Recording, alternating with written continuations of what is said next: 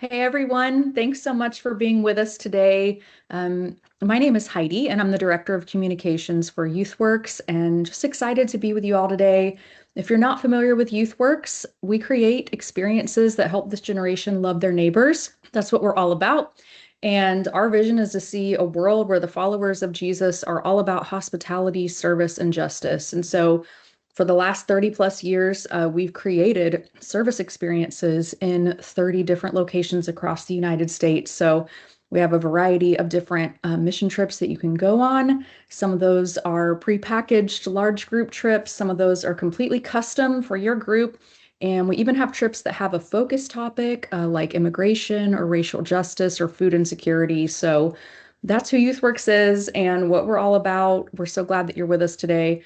And I'll just put a plug here that it only takes us about a month to get your team a trip planned for your team. So it's April. There's still time. If you don't have something happening this summer yet for your group, we'd love to plan something for you. But today we're talking all about urban youth ministry and just why we really think that service trips are for every student, for every young person. So thank you for being here. I want to say that if you have any questions while our panel is talking, please just put it in the chat and they will take a minute and they will hopefully get to those questions as they're talking. So please feel free to ask any questions that come up and just put them in the chat. But I'm going to go ahead and hand it over to our president, Carlos Piñero, and then he's going to get us started. Hey everybody, great to be back and to do another webinar here. I am pumped about this conversation and about the folks you're going to hear from. All three of these leaders are just amazing people that are doing amazing work in the kingdom of God and with young people. And I just told them before you guys jumped on here, this is just a conversation with some awesome leaders that you guys get to be a fly on the wall for. And that's what this is. Amazing leaders that are working directly with urban teenagers and connecting them to service in different ways. And I wanted more people to just hear a conversation with these three leaders. So thanks for jumping in. The other reason that I'm excited about this is, although I am now full-time at YouthWorks, when I started in youth ministry and most of my own experience as a youth pastor has been in urban environments. And so I may chime in with a few of my own stories today, a little more than I have in the past. We'll see. I'll primarily ask questions, but I just get excited about this topic and this conversation, and just love being able to make sure that every teenager, no matter their background or where they're from or the city they're in, has access to the love of Jesus and making a difference in his name. And so that's why we've invited these leaders. So to introduce them, I'd love for them to share a little bit more about themselves. Let's start with Domo. Domo, who are you? Tell us a little bit more about where you're from, about your work with students. Yeah, so hey everyone, my name is Dominique Hampton, or Domo for short. I'm from Kansas City, as you can see, go Chiefs. Yeah, a brief history about my ministry background. Really started doing ministry in college. And so some friends and I, we went to UCM, which is a PWI, and which stands for predominantly white institution. But we noticed that there was a need for people of color, urban students, minorities to come together and have a place where they could fellowship, walk in their faith together, and be in a space that with people who come from the same background as them. And so some friends and I got together and we launched a ministry on campus. I'm happy to say that, God is faithful, and that ministry just celebrated its 7th year anniversary, which is amazing. But that was kind of my start in doing ministry, especially with urban students. And in this situation, they were my peers. And so from that, I really just got plugged in doing the Lord's work. It was through an internship that I found at UCM where I got plugged in with YouthWorks and led as a site director and helped them out on different projects here and there. Post-graduation, I got plugged in with a church here in Kansas City and really started doing ministry work with the teenagers, with the teens ministry. And that was just so fruitful and fulfilling, being able to pour back into those kids who come from the same environment as I do, and actually led them on a mission trip, their first mission trip, with YouthWorks a couple years ago to Indianapolis. And so that was just an incredible experience. It was a learning opportunity for the church to send their students onto a mission trip. And now I'm a part of another church, but continuing to do urban ministry with youth and young adults alike. Yeah. Yeah. Hey, tell me a little bit more, Domo. You mentioned your community and your background. Tell me a little bit more about like your neighborhood, your community. Tell me a little bit more about where you're from and the kind of the background of the teenagers you've been working with. Yeah, so I'm Kansas City area. So I lived all around the KC metro, but I've always been plugged in with in the urban environment. And so the students that I worked with at my former church were primarily students that grew up really all around the KC metro. And so we had some students who were in the KC Public School District, and that's the very urban. And then we had some that were out a little bit in the suburban area. And so it was it was diverse in the sense of geographic locations. So urban, suburban, but they were all minority students. And their families came from urban centers. And so it's unique in the sense that although we have these different geographical locations, it's all interconnected. Okay. And I think that's what makes it unique and beautiful, because so often we think urban and we think of minorities and we just think we can sometimes forget that there's diversity within the urban context, within minorities in itself. And so it's that's been an interesting thing about my journey, is working with different urban and minority students from across the area. Yeah. All right. Thanks for sharing, Dom. I just want to hear a little bit more about where you're coming from. Let's go to Pastor Bronis. Thank you so much for joining us as well. Tell us a little bit more about you, about your ministry, about your community. All right. Awesome. So good afternoon, everybody. My name is Pastor Bronis. I live in Iowa City, Iowa. It's a college town. Go Hawkeyes. I was born in Dayton, Ohio. I moved here over 30 years ago from Los Angeles, California. I have a master's in family therapy from the University of Iowa. And my love for mission work has spanned over 20 years of international travel. I took my first trip doing some missions work to South Africa, probably about 25 years ago. I've pastored for 13 years. My ministry here in Iowa City is called New Life Apostolic Ministries. When I got my master's degree in family therapy, I had the opportunity to study the origins of humanistic counseling in Greece. And I have learned the benefits of being exposed to other communities and cultures. My life's work has been working with victims of crime. My expertise is working with victims of domestic violence, sexual assault, and human trafficking. And so Iowa is a rural state.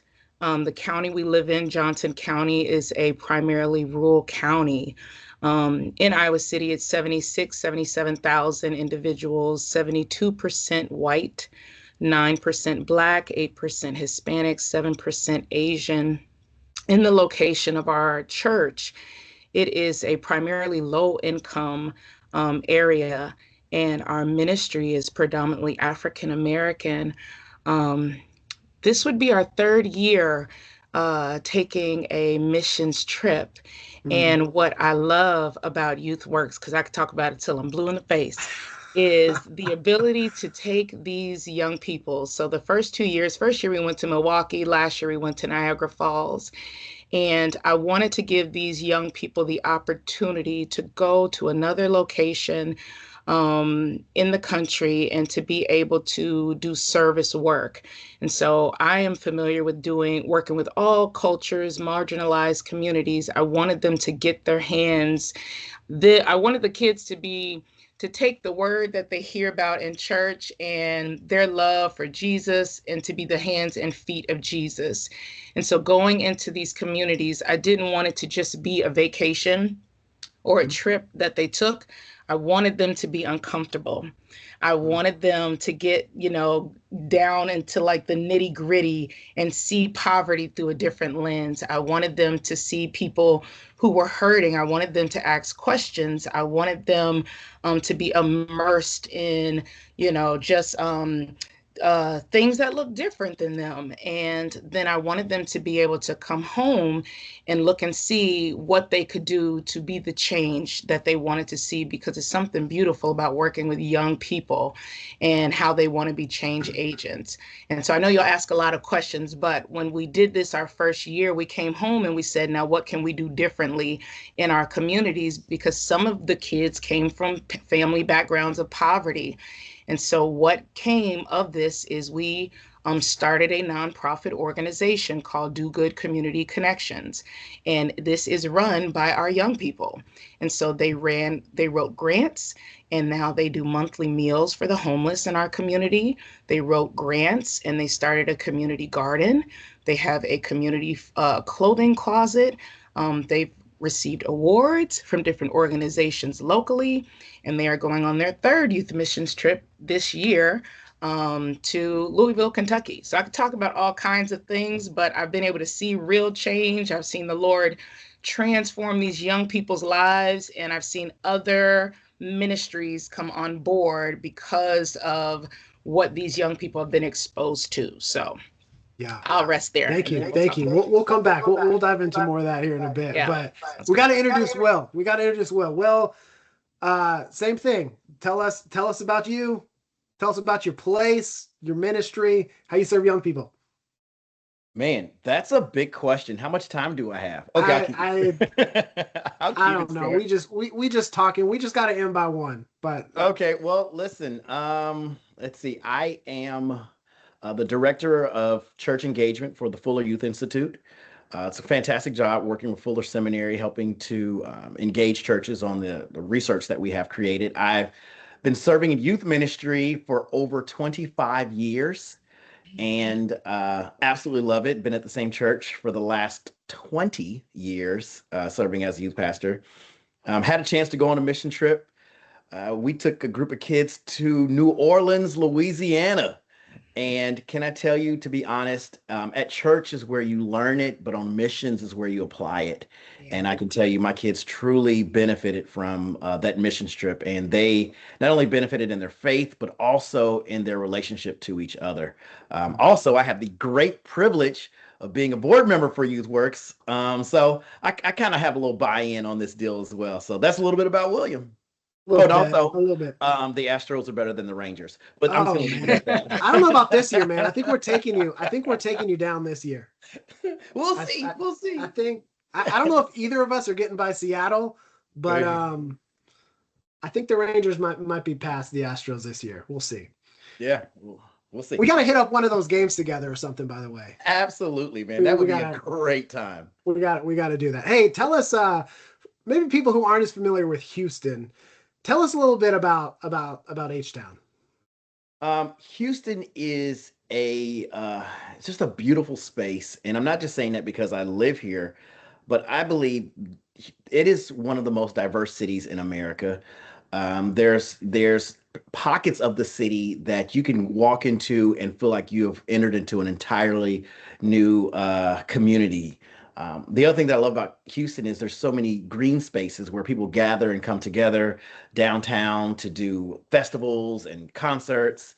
And I just found out that Houston has passed Austin as a destination for events and programs, which is a big deal if you know anything about Texas. Austin is typically where everyone goes to party and go see events like South by Southwest, but Houston is now taking over. Other than that, what I love about Houston is how ecumenical it is. There's a lot of ways where people partner across denominations for a united purpose. What I truly believe is that we may not worship the same way, but we have same values. And so together we can make an impact. And I believe Houston does a good job of doing that, specifically past the George Floyd occurrence that took place. And I loved how Houston came together and really showed how united we were, or still are. Yeah. Yeah.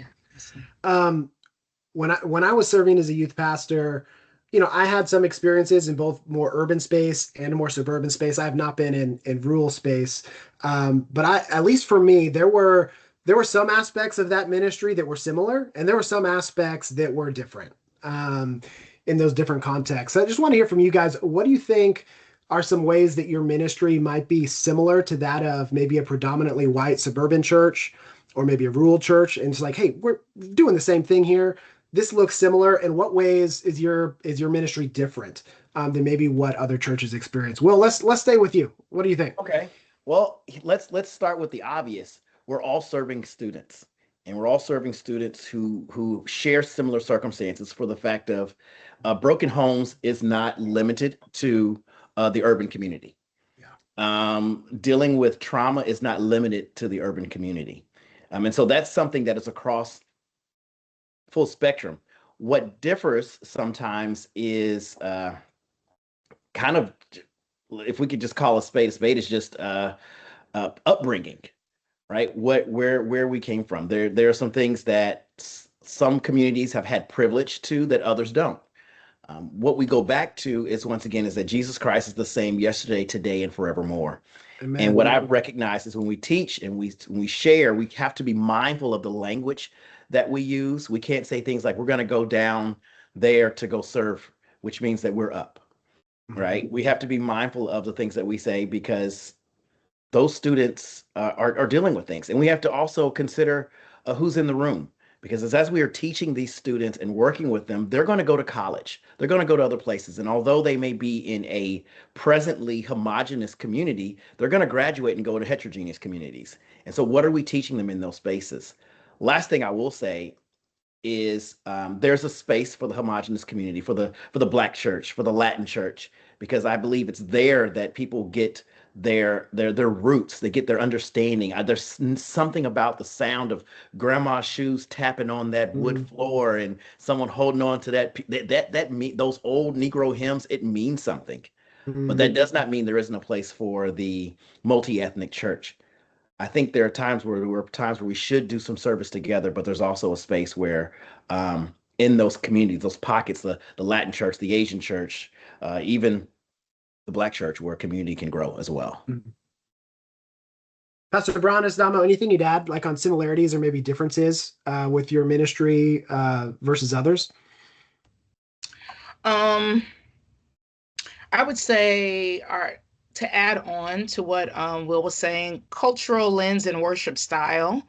But I think the beautiful thing that I've experienced is how we get to shape and frame those experiences. So for me, being a leader, while we have our unique worship style, so me coming from a Pentecostal apostolic background, we may be described as being more charismatic in our worship style. I also find so much value in exposing our ministry to other worship styles. You know what I'm saying? And adapting some of those things so that when we are in fellowship with other ministries, that it's not such a difference. And so in participating in our YouthWorks mission trips, I have found great value in helping facilitate the experience that our young people are going to have. And so I recognized in our first trip, our children being in this space that was very different for them, not just processing what they were going to experience, but the worship style was very different from what they were used to. They were used to more of a corporate type of worship experience. And so we had to work through those things. I think the worship style and the cultural lens, and what Will was saying was the language piece, that as well. Some things we don't necessarily realize how it connects based off of your culture, but we can help facilitate that. Yeah, I want to jump in on that too. It's good. We have to expose our students to things. Yeah. And that exposure allows them to be global thought leaders. They're able to stand stronger in different spaces because they've seen it and experienced it. Yeah. If they only see their neighborhood as a mission field, they'll never see themselves as missionaries. And so we have to get them into some spaces that are different than their own. And sometimes they may feel like, I'm the only one here, but you're not the only one here. You're the one that kicked open the door for everyone that's going to come behind you. Absolutely. Heidi, did you get that? Did you get that quote? We're Yeah, probably dropping that on something. I don't know, that's but that good. was I got it. I that got was it. good. That was mic drop right there. Hey, Damo, let me in a similar vein pose this one to you. Do you ever feel like there are misconceptions just about urban ministry, about your group, about where you live? What kind of misconceptions do you think you face about urban student ministry? Yeah, I think a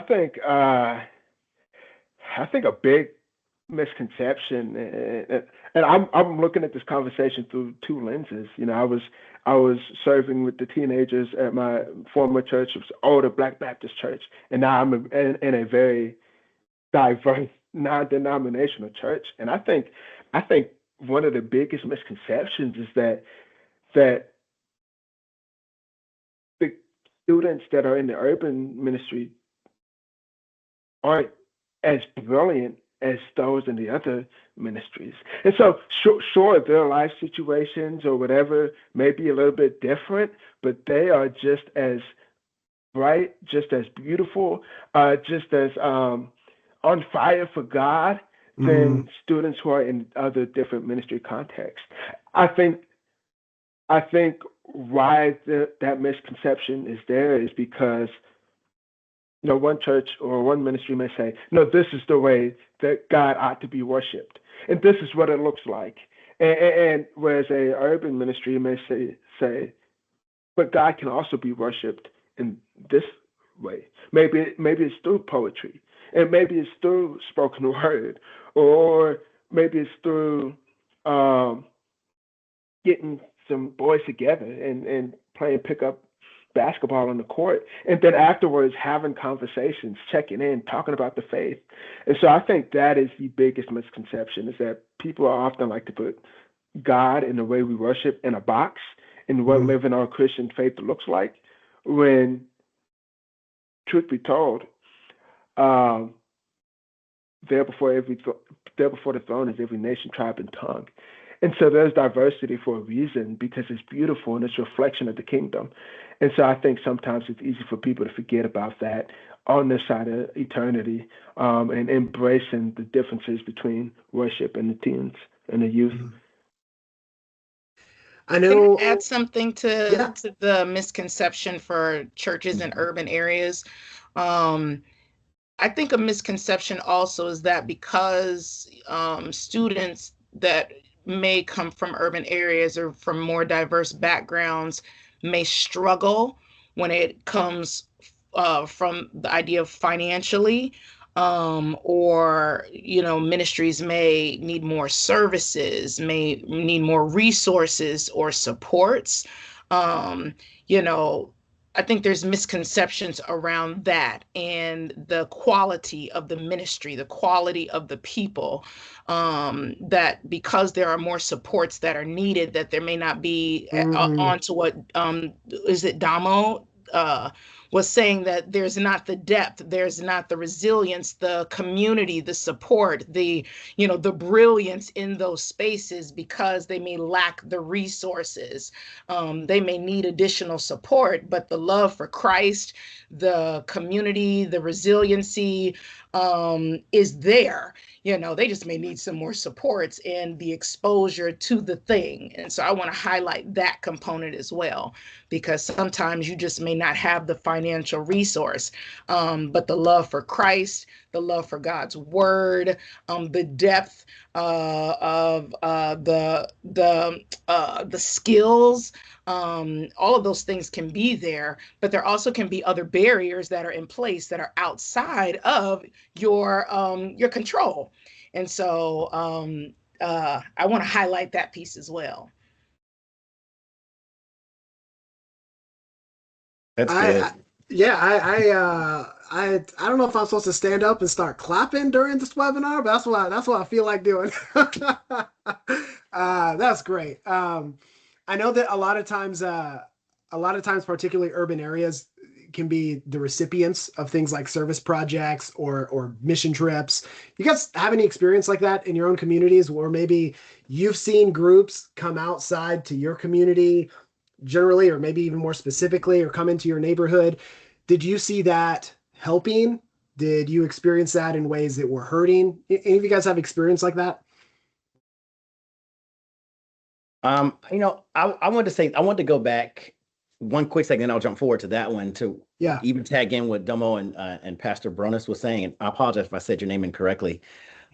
Is Mae Jemison said, never be limited by others' limited imagination. Yeah. And so sometimes it's not that that our community doesn't want to, it's having the platform and having the people who are saying, no, I see it in you. I know what you can do, and I'm going to do whatever I can. And here's the truth. We've been doing that for years. This is nothing new for people in urban spaces to claw their way to some spaces and to get there. It's gratefully programs like YouthWorks who say, we're going to go in and figure out how we can provide the scholarships and the programs and the opportunities, because it's not a matter of not being willing. Sometimes it's just not being able to go to the point that we're making now of people coming to urban spaces. And was it beneficial, not beneficial? Yeah, I've seen it. But the truth is, we've been sending people to urban communities for decades. The question is, what happens when we finally send people from them? When we start saying, hey, what happens when we take Will Cumby, this overly talkative kid who cares about Christ, and puts him outside of his home environment and takes him to Boston, takes him to Chicago, and takes him to maybe a reservation and goes, hey, let's do life with this community.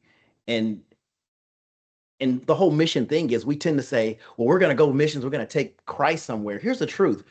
If we believe that he's with us always, right, then we're not taking him somewhere that he doesn't already exist.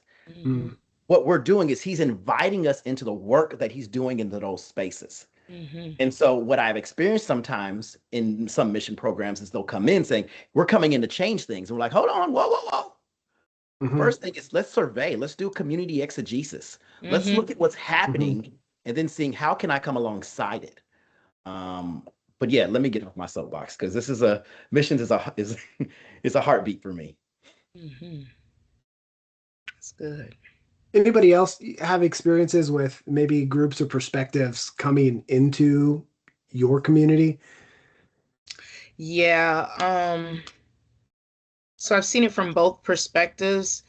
With what Will is saying, almost like it's always successful from the perspective, if you're doing it is more times than not successful if you're doing like a needs assessment. So when he's talking about like an exegesis, when you have people from the community that inform what's needed versus those from the outside just saying what they have money to do, versus the people who live there that are a part of the community that have been surviving and can inform the process. And before you do anything, your boots on the ground, getting to know the community and the neighbors and asking them what would make it better. And they are a part of the process because they're the ones that are mobilizing, doing the things, surviving.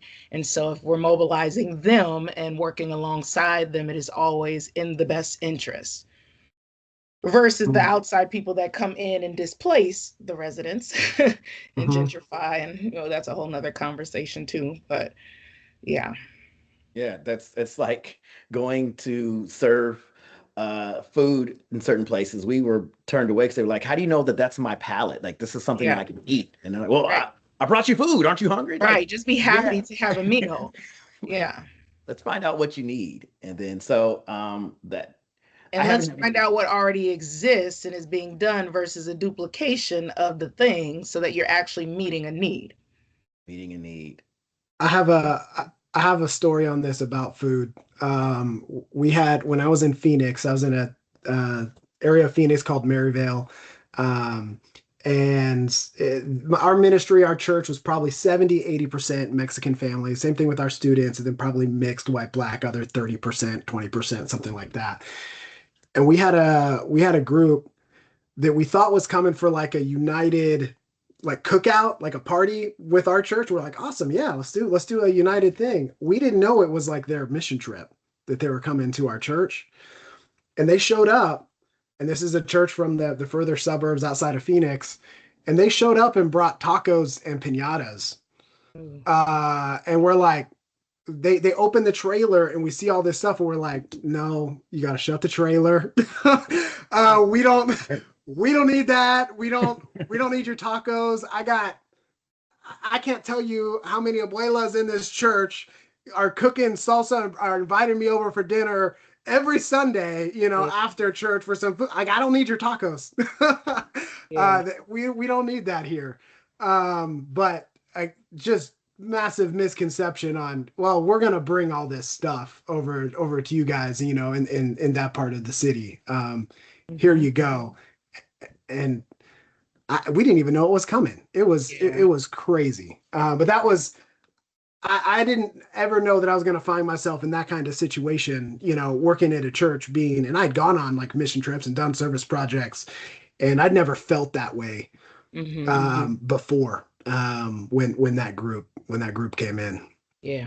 Will, interesting. Yeah, go ahead. Oh, so yeah, it's interesting.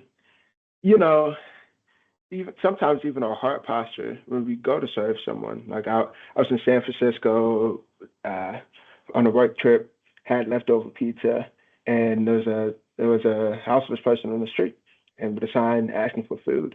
And I was like, well, I got this pizza. I gave it to him, and I went to hand it to him, and he was like, man, I'm tired of this. Everybody always gives me pizza. And for a moment, at first there was the initial like, hey, you're hungry, here's food. But I think what we tend to forget is that even people who may be struggling deserve agency.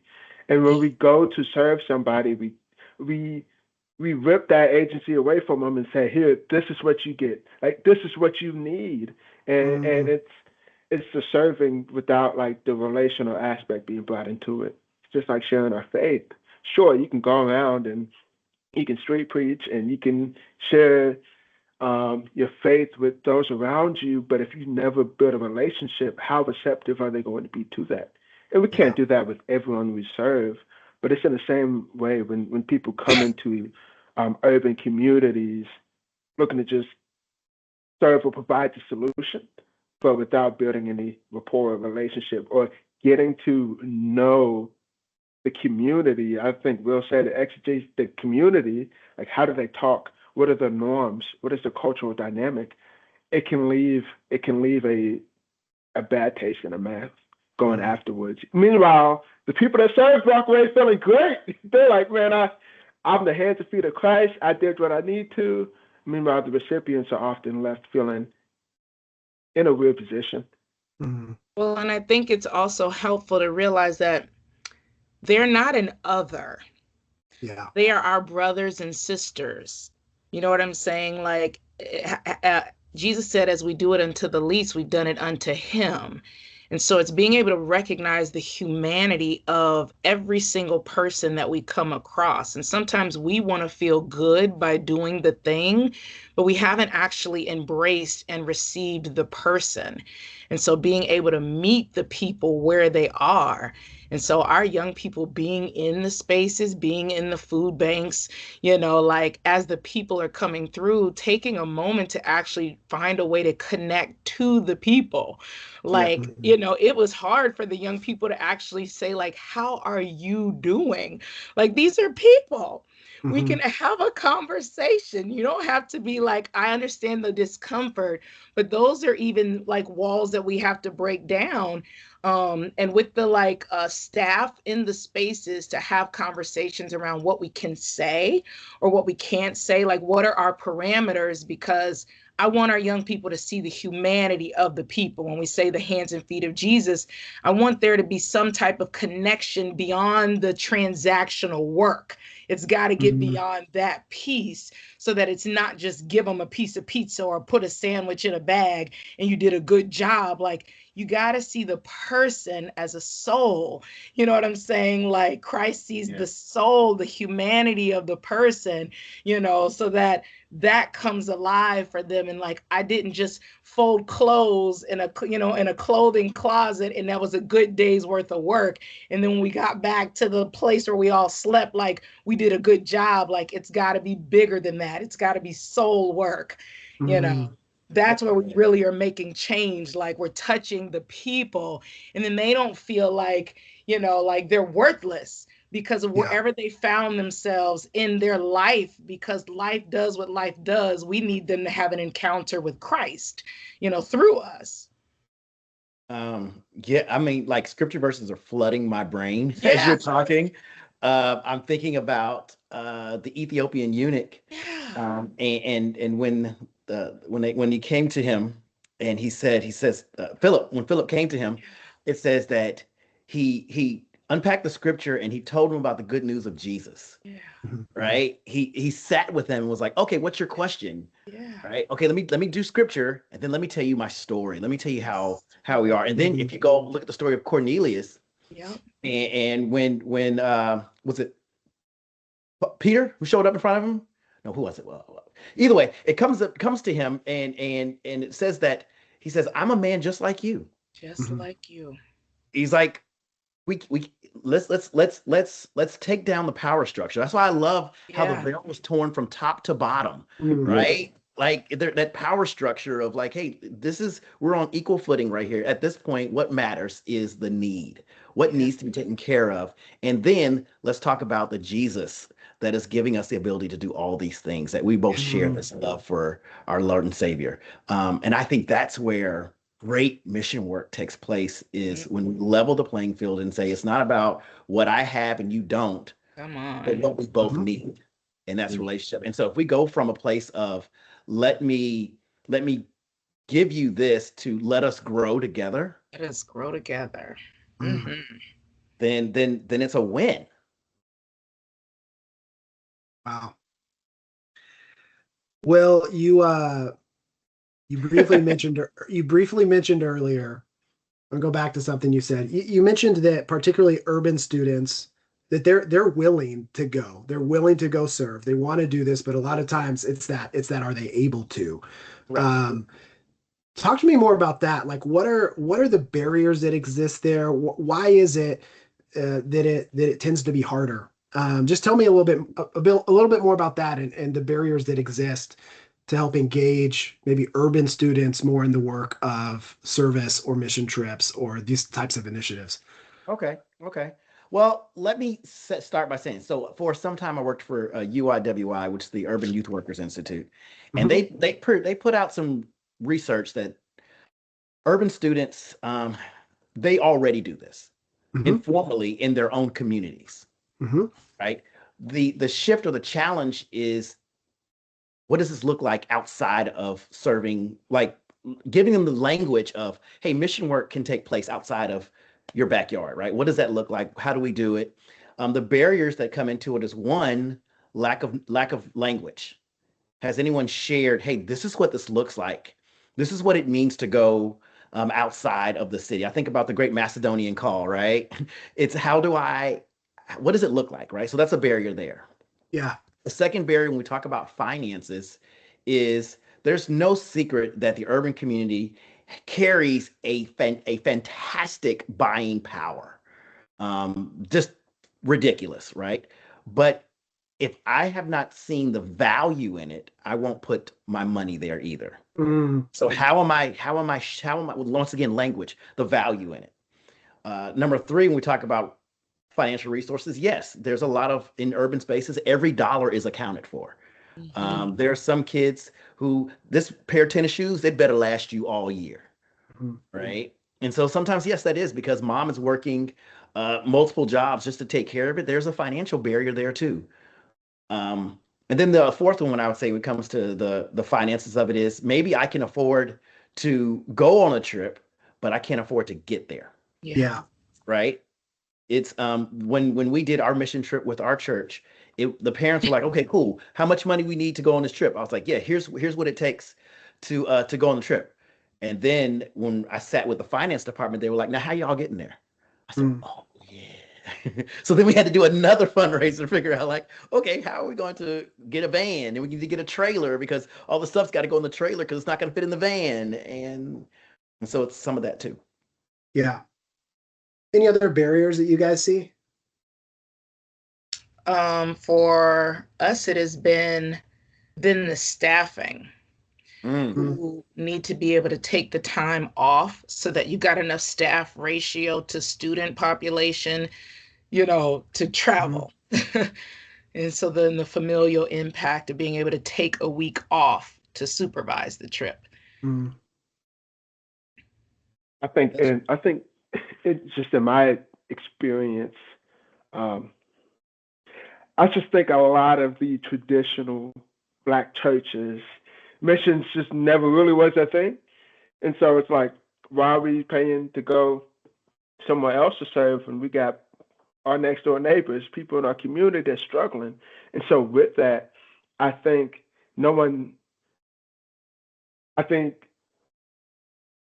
if no one grew up around mission trips being a norm, just no one just knows where to begin on it. And so there have been conversations on like, yeah, just take kids on a mission trip, but nobody knew where to start looking, how to get that coordinated, where to even begin with that. And I think another one is just trust, the trust factor. Growing up, hey, I want to go over, we having a sleep over at so-and-so. Who? Okay, I need to meet their parents. Yeah. Okay, yeah. Who's little Johnny that you talking to? What little Johnny do? Are he on the football team? Okay, just the trust factor of sending, if you can't be on that trip, sending your child to another state, wherever, for a week, with other churches, with people who you don't know. It's just having the trust that, okay, my baby's gonna be okay on this trip, right? And ideally, you have leaders who those parents can entrust the students with. But I think that is a very legitimate concern as well, as getting over that trust barrier. Like, is this organization a reputable organization? Who can vouch with them? I think why my former church friendship was willing to do so is because I had that relationship with YouthWorks. I had been a type director. I had rapport with them and was able to communicate on, like, they do good work, and their vision and what they do is valuable and has an impact on it. And YouthWorks provided the scholarships to allow our students to be able to have that experience. And something as small as that can help set the foundation on churches, especially in urban traditional churches, that being a norm. So yeah. I would like to add to that and say everything you said, absolutely. And then just fear.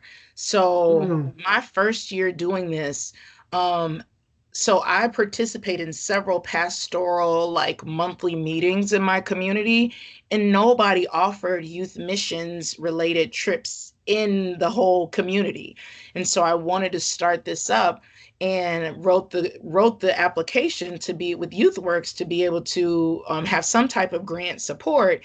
And even with scholarships, it was so difficult to get buy-in because of the fear of families and students to leave their homes. And what I was able to create really was because of my reputation in my community and my ethics from my professional career, and then the integrity and what's been built up in ministry. But even with what we produce, people still are watching to see, like, what is this? Second year, I started to get more buzz of, like, okay, this is something legitimate. Like, how can we be a part? And now it's the third year and people are like, oh, wow. Like, they're seeing the fruit of it and really want to be a part of what we've got going on a whole nother level. But that inherent fear from our community is so legitimate, of like, who are you? Where are you going? Everything you said, I concur, I experience every year. Yeah. And the spade is the spade. Money is tight. People are, and so I think not only the fear to send you, but the fear to spend the money. Yeah. And so this year we're having to raise the money for the transportation piece, to add that extra. Okay, if we have finances to be able to cover scholarship fees or whatever, we've got these other additional components that we have to consider and organize around, to absorb what may be a barrier for our families. So I am as serving as this, organization at YouthWorks, I'm so glad that we've been able to, help and be able to start removing some of those barriers. But, I'll be the first one to say we have room to grow, and we're still trying to learn and figure out how do we engage more ministries like yours, to be able to go on trips like this, or help them serve in their own community, or a city over an hour's drive, or to begin to take some of those Yeah. steps. And we're learning. So in helping me and helping our organization learn, or maybe if you were to speak to other organizations or even other churches, like how can we start removing some of these barriers to help groups like yours and others engage more? Like, what can we do to remove some of these barriers? Great question. I think one of the things, and I have the advantage of serving on the board, so I have a little more information, but one of the things is really capitalizing on the, oh my goodness, I'm going to say it wrong. I want to say YMX or something, where you can create your own mission program.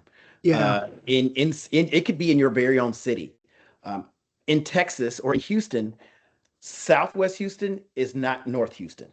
Yeah. So you're going to the other side of the city, or let's be honest, Houston is better than Dallas. So for us to go to the mission field of Dallas and serve those needy people who are hurting and have no concept of the real God, no, I was kidding, but We'll take it. We need Jesus. We need service. You need Jesus. You need for those that service. don't know, We go Houston, go Dallas, back and we're forth, like man. We this. go back and forth. But the honest truth is to say, hey, Louisiana might be scary, but Dallas is comparable. I can fathom Dallas. I can fathom Spring Woodlands. I can fathom Katy. And I think what we can do to kind of lower the wall a little bit is helping to get that narrative out more. Hey, here's an opportunity where you can do this right here in your city. And we're going to give you the blueprint of how you can get it done.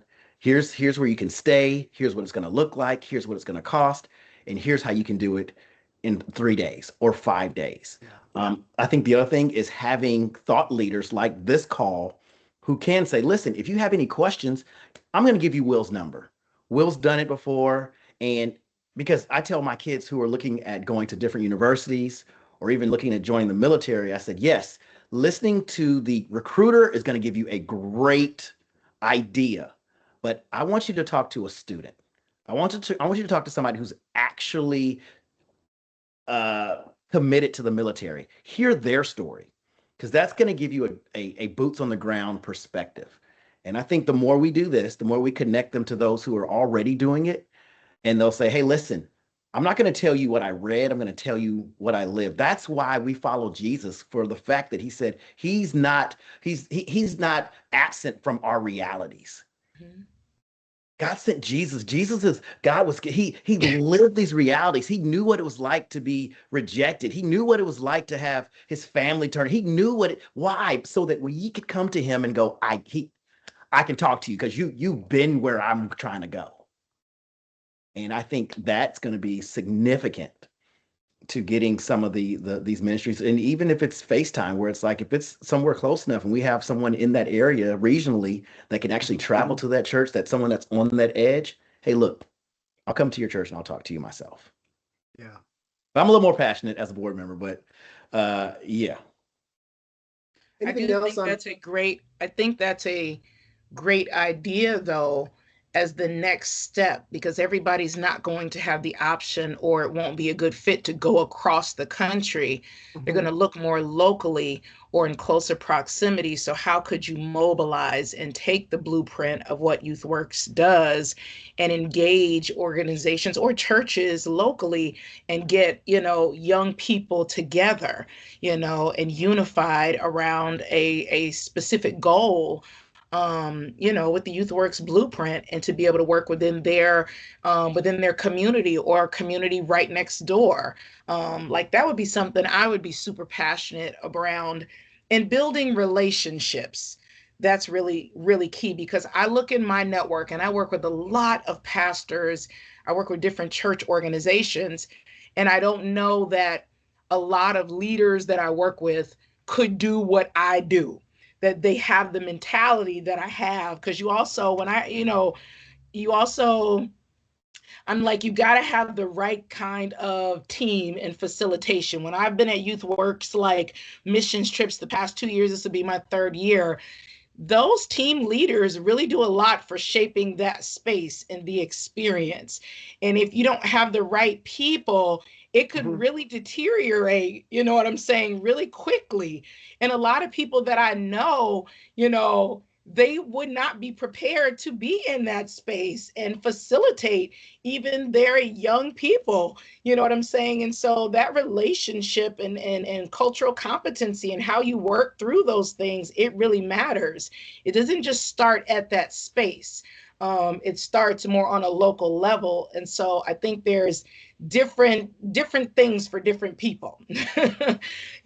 So I think mobilizing on a local level or doing something more localized could be a really great fit for some, where traveling to another state may not be the best fit. Yeah. You guys just met on this call, but Pastor Bronis, that's what Damo's here for, because he's rock star facilitator over there. Yeah. I would love to connect. That's got you.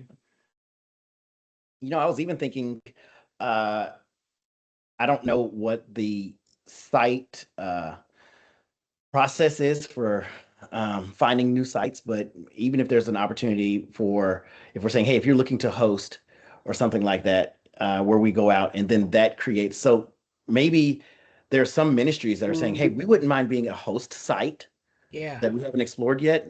And they have facilities. They may have, I don't know, I want to say campgrounds. They may have extra, their youth facility might have a gym where we can have space for the kids to sleep and shower that we haven't considered yet, that are saying, yeah, we were looking for a place to serve. They just didn't know what it looks like. And we come along and go, hey, well, I got a group of kids. If you got a space, I think there's a book that's like every church, a community center or something like that.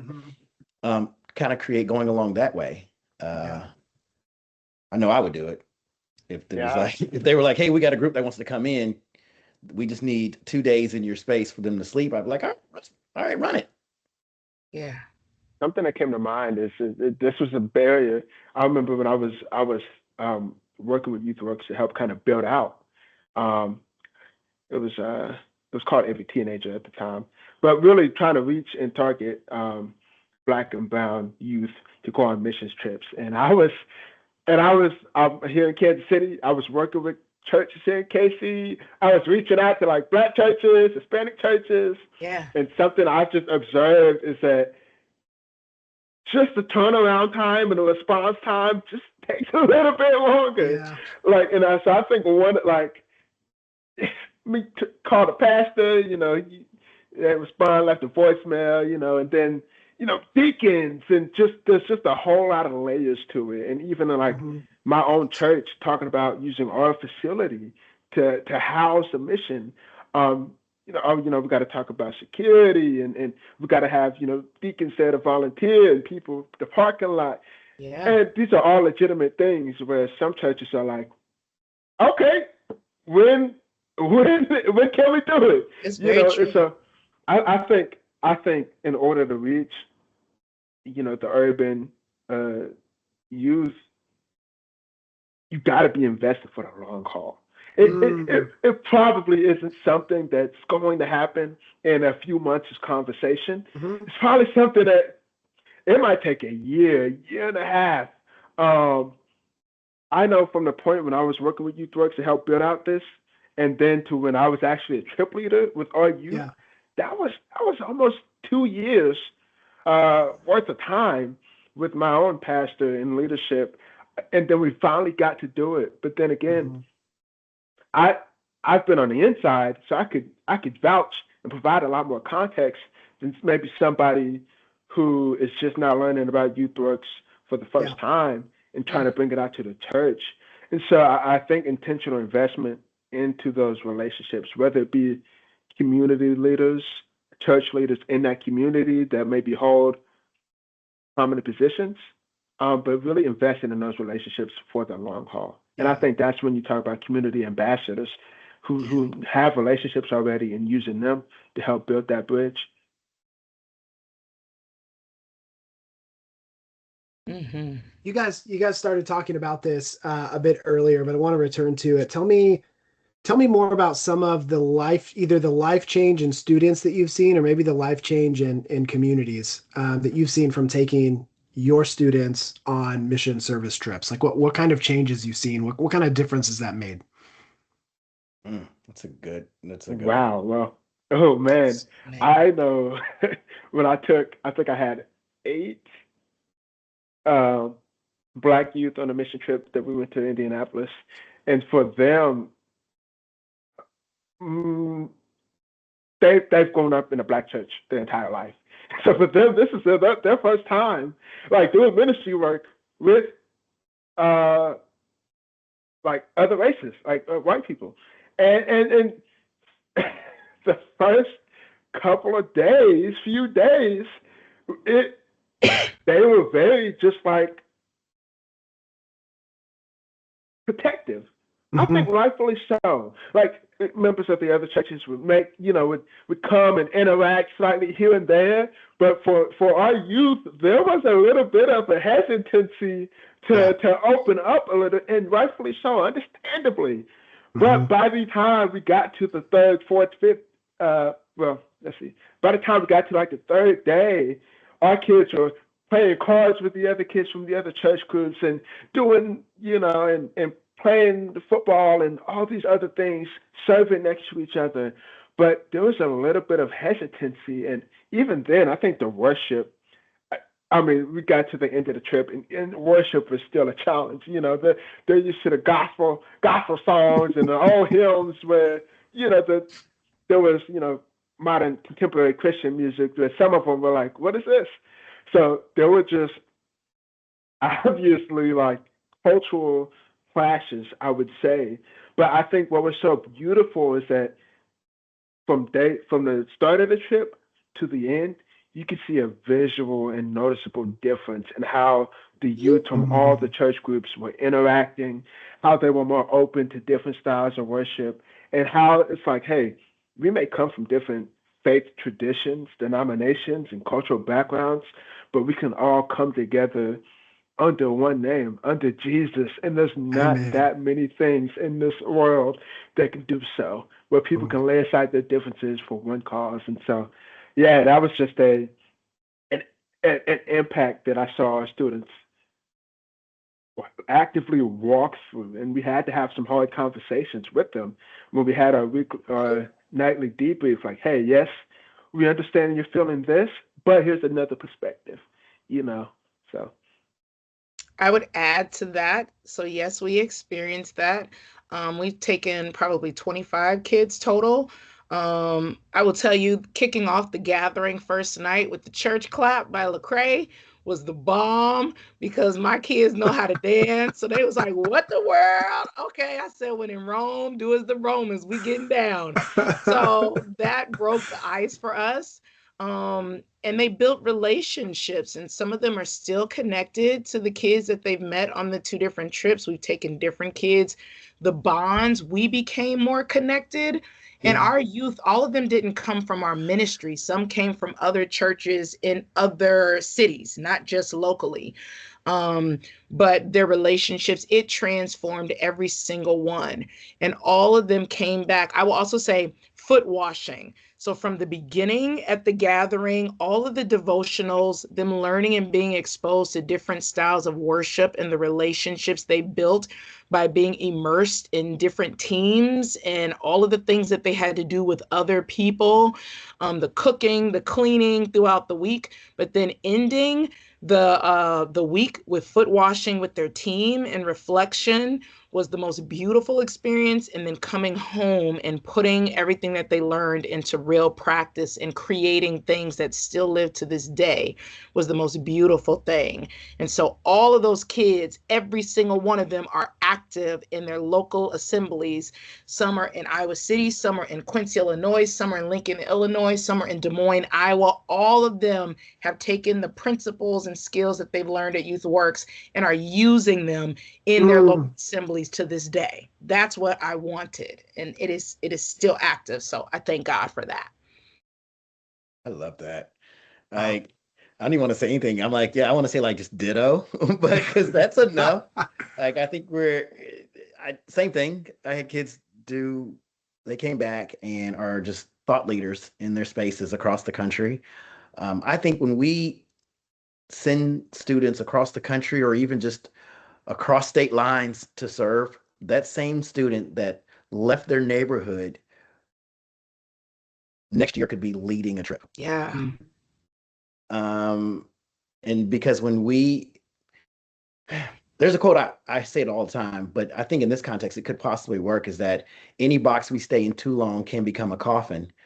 Is that when we allow these kids to get out of the box of this is as good as it gets, it not only expands their thought process, but their heart and their mind. Here's the truth. People can't dream about things they've never seen.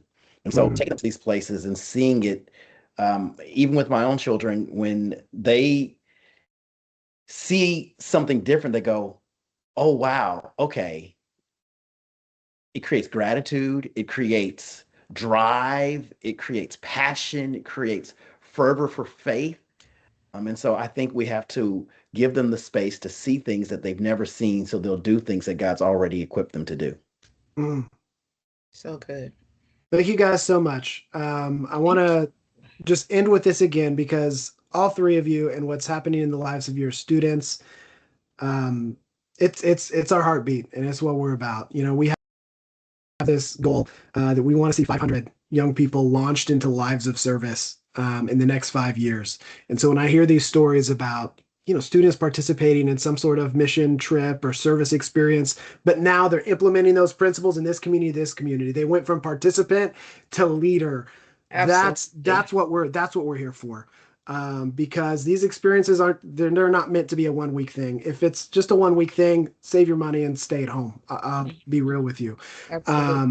But if we can do something and we can wrap alongside of that 1 week or 3 days or whatever it is, and continually form these young people and give them the tools they need, they have agency, they can make a difference. And we want to send them to go in their career fields, the next city, to college, or whatever it is, to be leaders of hospitality, service, and justice. So thank you guys for the on the ground work that you're doing with young people. Keep up the great work. It is an honor to serve, you know, groups and ministries like yours. If anybody has any questions for these folks or about our ministry here at YouthWorks, feel free to reach out, and we'll be back next month with another topic. So thank you guys. Thank you.